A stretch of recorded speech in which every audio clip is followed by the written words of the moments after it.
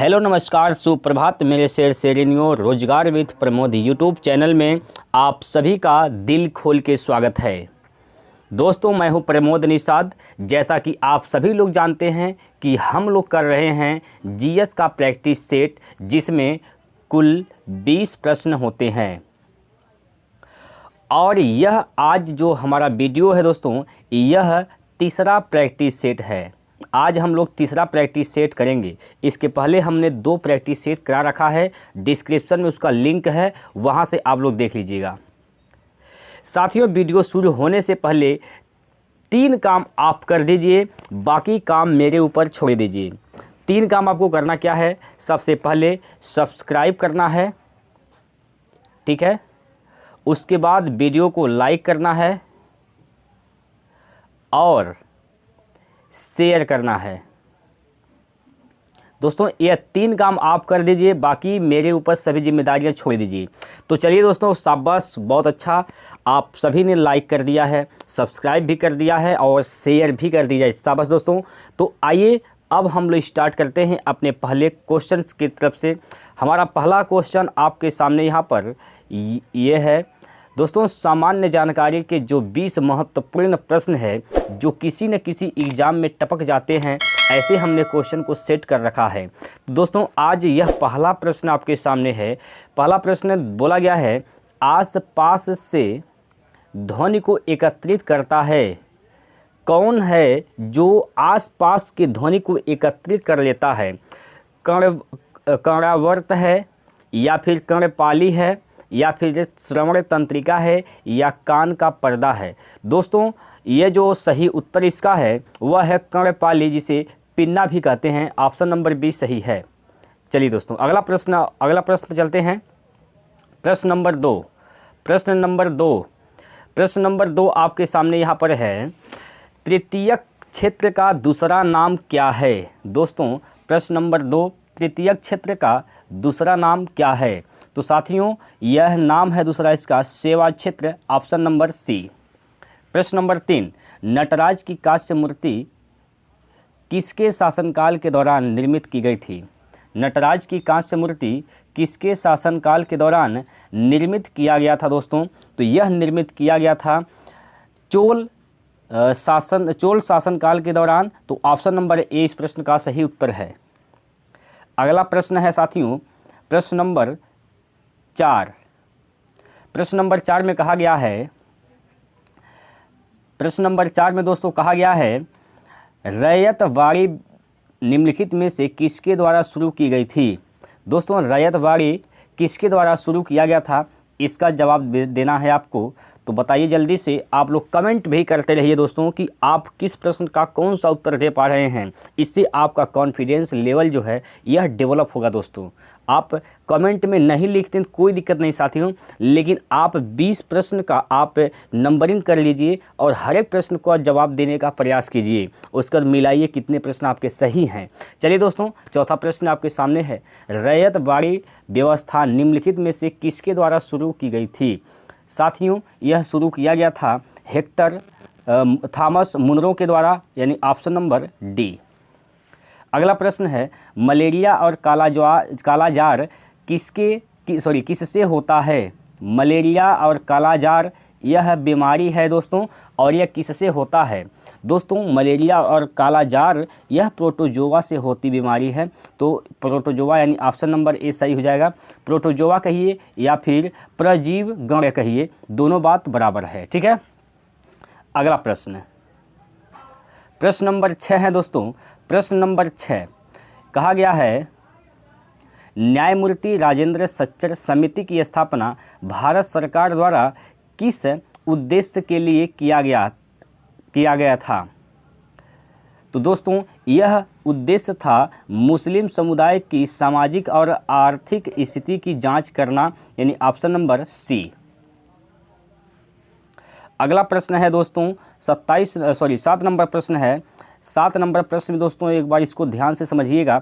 कहा गया है कि प्रकाश वर्ष निम्नलिखित में से किससे संबंधित है? दोस्तों प्रकाश वर्ष यह किससे संबंधित है? ध्वनि से, दूरी से, मौसम से, या फिर गति से? आप लोग कमेंट करते रहिए दोस्तों, बताते रहिए कि आप इसका उत्तर क्या बता रहे हैं।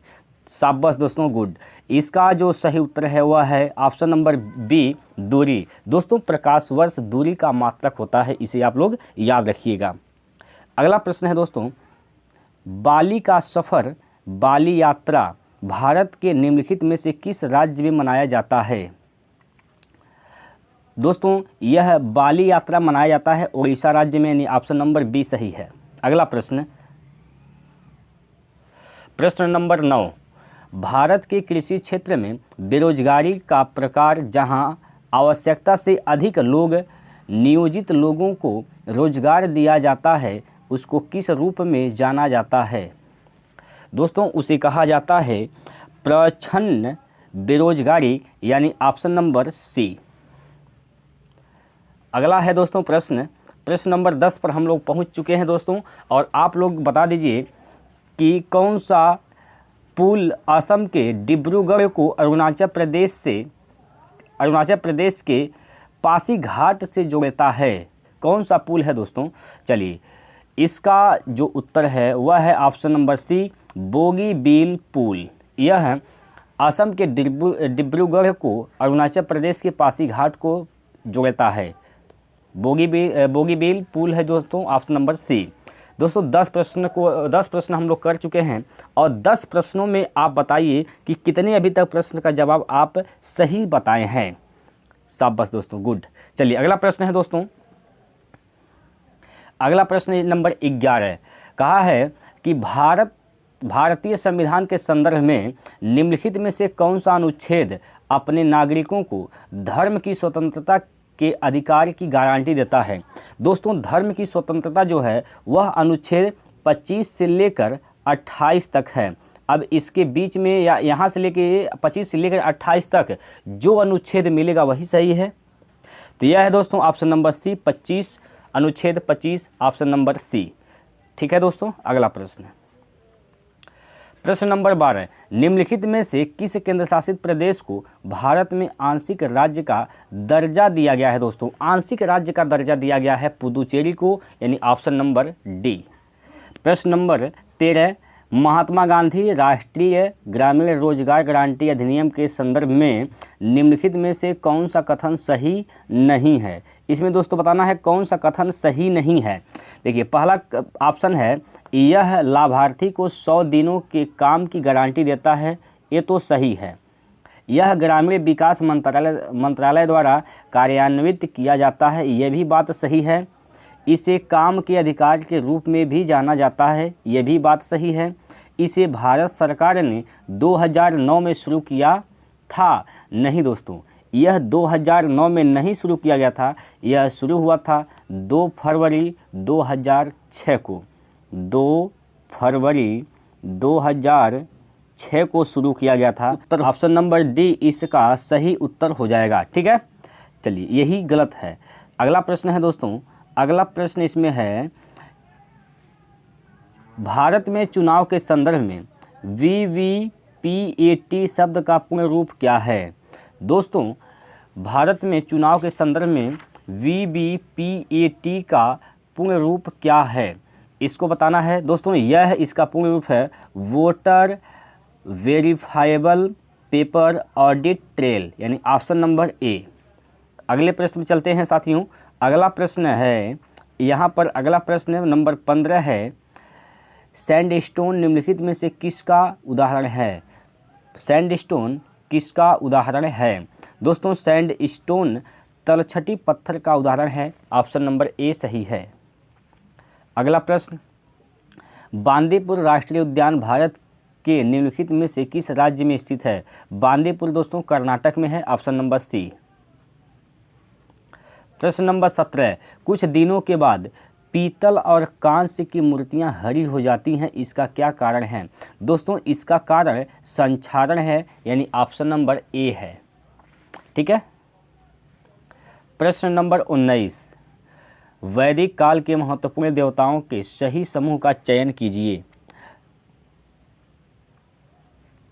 प्रश्न नंबर 18 दोस्तों, वैदिक काल के महत्वपूर्ण देवताओं के सही समूह का चयन कीजिए। दोस्तों अग्नि के बाद इंद्र और इंद्र के बाद समूह यानी अग्नि के बाद इंद्र, अग्नि के बाद इंद्र, इंद्र के बाद सोम यानी ऑप्शन नंबर डी।